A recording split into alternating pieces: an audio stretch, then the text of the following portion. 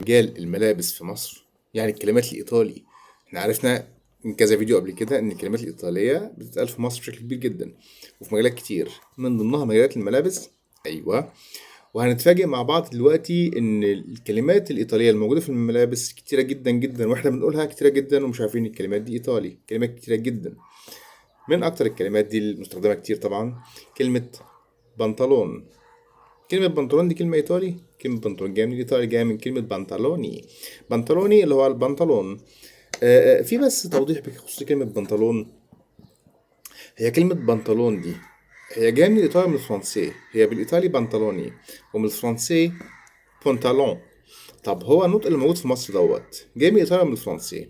لو شفنا إن كلمة بنطلون اللي بتتقال في مصر، واضح إن حرف الإن فيها باين بنطلون، لكن بالفرنسي هي بنطلون. وبعدين في مصر بتقال بنطلون، في إيطاليا بتقال بانتالوني، لكن في الفرنسية بتقال بونتالون. فواضح جدا إن كلمة بنطلون اللي بتقال في مصر واضح جدا إنها أقرب لكلمة بنطالوني من كلمة بونتالون. واضح جدا إنها أقرب للإيطالي. وكلمة كرافاتا دي كلمة إيطالية تماما. كرافاتا اللي هي الكرافاتا، طبعا كرافاتا دي كلمة إيطالية تماما. هي بالفرنسي بالفرنسي كرافات، بالإيطالي كرافاتا. طب هو كلمة كرافاتا أقرب لكرافاتا ولا كرافات؟ طبعا هي واضح جدا إنها كلمة كرافاتا جاية من كرافاتا. واضح جدا إنها جاية من الإيطالي بشكل واضح جدا. كلمات كتيرة جدا برضو غير البنطلون وغير الكرافاتا. كلمة جوانتي.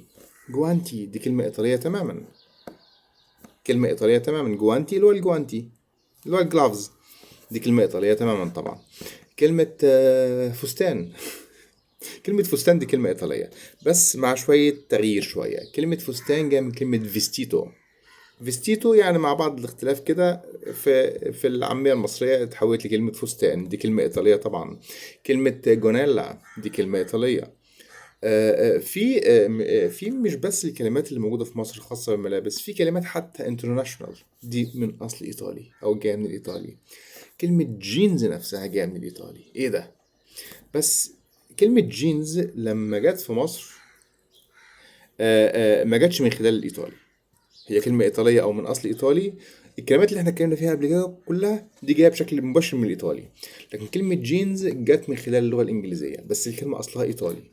كلمة جينز جاية من كلمة جينوا. جنوة دي مدينة إيطالية كانت مشهورة بإنها بتنتج النوع ده من القماش اللي اتعمل منه. فهو كان جاي من جينوا، فعشان كده اتسمى جينز. فكلمة جينز أصلا كلمة إيطالي. وكلمة بندانا نفس الكلام، كلمة إيطالية وإن كانت كلمات انترناشونال. فالكلمات دي انترناشونال، فاحنا كنا بنتكلم بشكل مباشر عن الكلمات اللي في مصر أكتر بشكل مباشر من الإيطالي، مش بس الكلمات الانترناشونال اللي هي الإيطالية برضو. جراتسيه.